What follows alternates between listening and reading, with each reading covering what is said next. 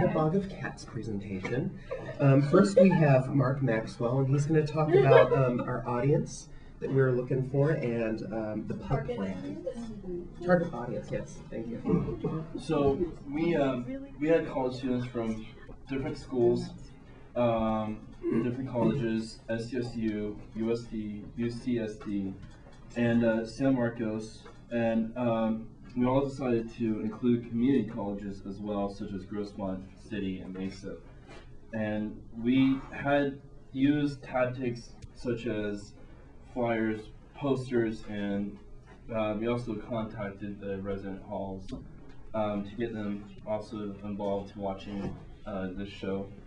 And some specific departments of SDSU were used, such as cultural anthropology, and we went down towards Balboa Park for the Irish International Houses down there. And we also used the theater and film television department. Melissa? You want to talk a little bit about the mailings? All right. Schools? So basically, after comprising the list of places and departments, schools, etc., that we wanted to send our posters to, we looked up their addresses, and for here at San Diego State, we had to get the different mail codes and etc., etc. And we mailed out the flyers and some posters to different departments and schools, as well as organizations. And to the private organizations and the shops, we sent 2 different letters. Well, Swans and posters and flyers, all right. Swans, posters, and flyers. And that was another way of advertising, us not just sending out mailings to the organizations, but throughout campus. We did the swans. As you know, we decorated, painted them in class. They were black with red noses and eyes and whatnot. And then once they were painted, we put labels in them, which included the name of the play by the Bog of Cats, the phone number, and the dates it was playing, which was November 16th through December 2nd. And once they were all done, we each and every one of us distributed them around campus by putting them on benches, tables, stairs, empty classrooms, etc. That was with the swans. And then with the posters and flyers, we just put them all over campus and bulletin boards, at classrooms, restroom doors, and etc. So next we have Tani, who needs no introduction really. She just does her thing. So It's true. go girl. I am in charge of the freeway sign and display cases. Beginning with the freeway sign, then we needed to get in an SDSU message board request form to the SDSU Department of Communications and Marketing. For the sign, then since it is kind of a gory play, then you don't want to be too happy and eccentric about it. So the keywords that we chose to coordinate around were winter and death. And so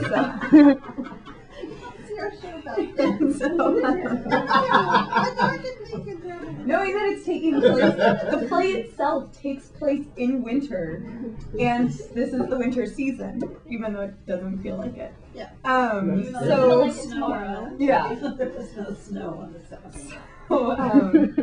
So we have the opportunity for 2 different flashes to be exposed, and there's 3 lines in each with 14 spaces in each line. So the first flash says "in winter ... death knows no bounds," and then the second one we wanted to do the name of the play along with the dates, which then we did by the Bog of Cats, November 16th to December 2nd.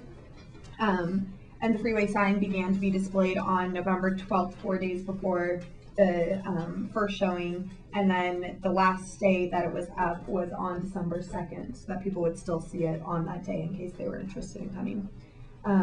Then with the display cases, then since it is a play that it's difficult to do any symbolism without giving something away, then to stay with the theme of the swans, then we decided to do black swans and do the outline of that. To draw attention to that, then we put it on the brightest color possible of paper, yellow paper.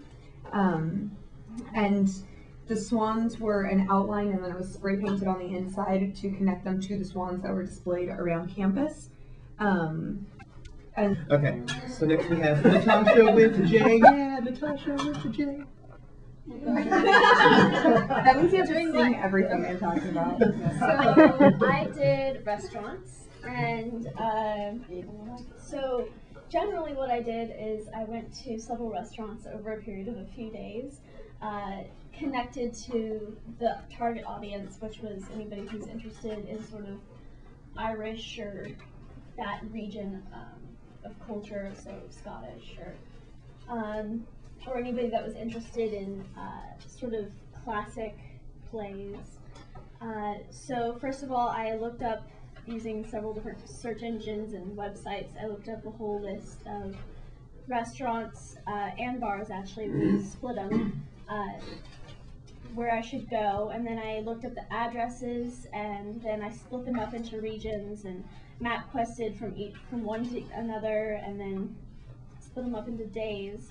And then I went to restaurants like Finnegan's and Princess Pub and Shakespeare's Pub, and there was a few down in Mission Beach, and there were a few downtown. And I did put them, most places had a bulletin board, one if not two, and I would put a few of them sort of displayed out so that people can pull them off and take them with them, or I would put them up in the bathrooms. So next, Abe is going to talk about the most integral part of future publicity. Aladdin. Yes, Abe Alibaba. Yeah, I'm gonna have to keep this PG rated because it's on camera. Otherwise, I'd probably go in there and kick Joe and Mark's ass. But anyway, I was assigned to task of looking at bars, aka pubs, and me and Natasha, we both had to do that. She did mostly restaurants and pubs, but I did about like 15 to 20 bars. And I focused mainly on like the Balboa Park, or not Balboa Park, but like SDSU. We had like on El Cajon and downtown areas. And I went to a lot of like pubs that have like Irish themes, such as like Henry's and like Crickets and stuff like that, and Callahan's. And I went over there with some flyers, and the guys and the bartenders didn't mind if I went and put them on the table or anything. They didn't really care because I bought drinks, so. That was really nice of them. And I went and set up some posters after I went that day because the posters weren't ready the day I went. So I asked them if I can come back and set up a poster, and they had no problem with that. So I went back to all the ones that needed permission, and I put some posters out there. And yeah, and pretty much I just kind of explained to them what the play was about and the whole Irish theme and stuff like that. And if any resident Irish people went there, they could go watch the play at SDSU. And yeah, that was pretty much all I did. Okay, so Stephanie's going to talk about the box office and ticket sales, which is actually the most important. The money. This whole thing. All right. Well, overall, there was 1,400 available seats total, and the show sold 88% of the seats, and so that was pretty good. Yeah. And the total tickets sold were 1,227. The total single ticket sales were $7,265 worth, which doesn't include the season ticket sales. The season ticket sales were $5,226. So the grand total. I didn't remember the grand total.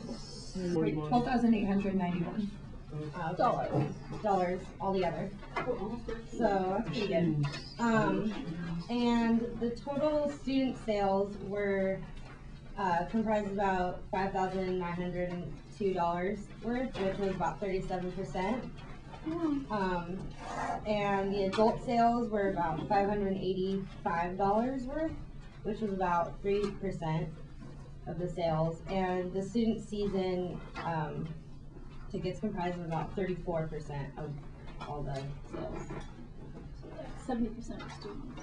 Yeah, so about 70% of all the students out of 88% seats sold.